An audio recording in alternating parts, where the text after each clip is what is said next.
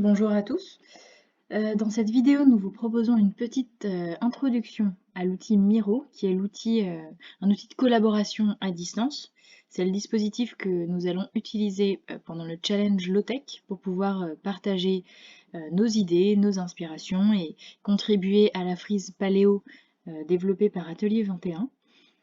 Cet outil a vocation à être un peu le jumeau numérique de la frise paléo papier qui va ou a été déjà installée dans vos locaux. Mais étant donné les conditions sanitaires et les difficultés qu'on a actuellement pour se rassembler, c'est vraiment un outil qui est là pour nous permettre de travailler de manière collaborative, même en étant à distance. Donc pour commencer cette vidéo, vous voyez actuellement sur l'écran une vision globale en fait de l'outil qui est composé de 6 différents encadrés de couleurs. Donc à savoir le premier encadré à gauche qui rassemble les ressources à votre disposition pour ce challenge. L'encadré bleu challenge qui va vous expliquer un peu plus en détail les règles de ce défi et une petite mise en contexte aussi de ce défi. Au milieu en vert, vous aurez un petit tutoriel pour vous expliquer et vous apprendre à prendre en main cet outil Miro sur lequel nous sommes. En gris, on aura le forum de discussion sur lequel vous pourrez noter vos questions, vos commentaires et toute autre information qui vous semble intéressante ou qui vous pose question. En bleu, vous aurez votre espace de travail. C'est vraiment là que vous allez pouvoir remplir vos cartels et proposer des projets low-tech dont vous avez entendu parler ou que vous aimeriez voir développer.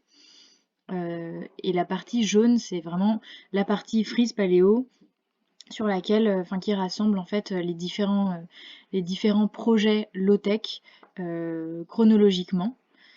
Et enfin, la partie grise tout en bas, c'est vraiment la partie de la dernière étape de ce challenge qui va être de prioriser les projets qui seront ressortis de ces séances d'intelligence collective. Donc sans plus attendre, on va faire un petit zoom sur le tutoriel d'abord Miro pour faire un petit point sur comment est-ce qu'on prend en main cet outil. Donc vous pourrez vous référer à cet encart-là n'importe quand pendant le challenge. Donc les bases de Miro, premièrement, donc vous avez une sorte de barre d'outils à gauche qui va vous permettre soit d'ajouter des post-it, soit d'ajouter du texte, soit d'ajouter des commentaires, soit de surligner des textes par exemple. Donc c'est assez intuitif comme fonctionnement. On va pouvoir aussi créer des post-it. Donc le post-it, il n'y a rien de plus simple, il suffit de cliquer sur la barre d'outils ici à gauche, sur ce petit émoticône en forme de post-it, de sélectionner la couleur de son post-it et de le placer où on le souhaite, et ensuite de taper son commentaire. Ensuite on va pouvoir l'agrandir ou le rétrécir, et bien sûr le déplacer. Voilà, donc c'est assez intuitif, ça ne devrait pas poser trop de problèmes, mais en tout cas le tutoriel est là pour ça. Et ensuite, on va avoir cette partie de navigation dans l'espace Miro qui est peut-être un peu plus complexe. Donc on a en bas à droite une barre d'outils qui vous permet de pouvoir vous repérer en fait dans l'outil global. On voit que le petit rectangle noir, c'est l'endroit où je me situe actuellement. Ici, vous allez pouvoir choisir de mettre l'outil en plein écran, de cacher ou montrer cette carte qui vous localise sur l'outil, d'avoir une vision globale, de prendre du recul sur l'outil et de dézoomer ou de zoomer. Voilà, donc c'est assez intuitif. Et ensuite, on a un petit tuto pour savoir comment vous déplacer dans Miro, soit avec une souris, soit avec un trackpad, soit avec l'outil Miro directement. Donc avec une souris, pour vous déplacer sur le tableau, vous avez juste à cliquer sur le bouton droit de la souris et en fait, vous aurez une petite main qui va apparaître et qui vous permettra de vous déplacer. Pour zoomer, il suffit de faire défiler la molette de la souris. Ou de cliquer sur le bouton contrôle et de bouger la molette, ça marche aussi. Et avec le trackpad, voilà, pour vous déplacer, il vous faudra glisser avec deux doigts sur le tableau, et pour zoomer, il faudra juste pincer comme vous faites actuellement. Voilà. Si on se déplace vers la partie challenge, alors dans cette zone-là, vous allez avoir les règles du jeu un peu plus qui vont être un peu plus précisées, avec le but du challenge, les outils à votre disposition, comment fonctionne la frise paléo, les dates importantes à retenir. Vous aurez sur la gauche de cet outil une présentation de la structure de Miro et des différents encarts de couleurs, donc le challenge, les ressources, le tutoriel, etc. Vous pourrez avoir un peu plus de détails là-dedans.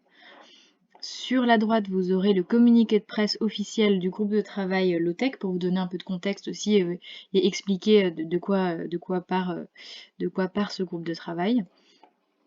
Et vous aurez également un album photo qui va être amené à évoluer et être.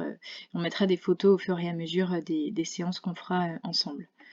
Voilà sur la partie challenge. Ensuite sur la partie forum de discussion, alors il n'y a rien de plus simple, il suffit juste d'ajouter des post-it et de les remplir selon vos questions, vos commentaires. Ensuite la partie du dessous, ça va être la frise paléo, donc en jaune, qui va sur votre gauche vous préciser la légende et une petite explication de cette frise, quels sont les projets que l'on peut ajouter, quelles sont les typologies de projets. Vous pouvez zoomer de manière assez infinie et donc avoir accès à tous ces cartels qui ont déjà été placés et donc vous êtes invité à participer et à ajouter d'autres projets, de nouveaux projets. Et c'est le cas par exemple des cartels jaunes et rouges que vous voyez ici qui ont été ajoutés suite aux ateliers de diagnostic qu'on a effectués chez vous. Donc la partie bleue, ça va être votre espace de travail, c'est là que vous allez ajouter des cartels et des projets qui vous inspirent. Donc vous avez tout en haut une petite explication de nouveau des typologies de projets que vous pouvez y ajouter. Et ensuite, on va avoir une partie d'innovation du passé et contemporaine, donc des innovations dont vous pouvez remplir les cartels, ajouter des nouveaux projets. Vous avez une partie échecs aussi, pour garder bien les échecs en tête et en tirer des enseignements. Donc vous avez un exemple à chaque fois. Il y aura une partie vos bonnes pratiques métiers low-tech, donc c'est vraiment des expériences que vous avez pu avoir et qui vous semblent entrer dans la catégorie en fait low-tech. Et enfin, vos idées d'innovation low-tech futures à développer, donc ce sera plus des projets qui n'ont pas encore vu le jour, mais qui seraient des bonnes idées à développer. Voilà, et donc pour vous aider dans cette partie-là, il y a une boîte à outils sur la droite qui vous permettra de passer un peu au crible les différentes caractéristiques d'un projet low-tech. Donc se poser les bonnes questions, se demander si le projet proposé est vraiment low-tech ou non. Et bien sûr, vous êtes invité à critiquer, à commenter et à alimenter cet outil qui n'est absolument pas définitif. Il a vocation à évoluer et donc vous êtes invité à placer des post-it autour de cet outil si vous avez des doutes, si vous avez des ajouts à faire, si vous avez des commentaires, n'hésitez pas.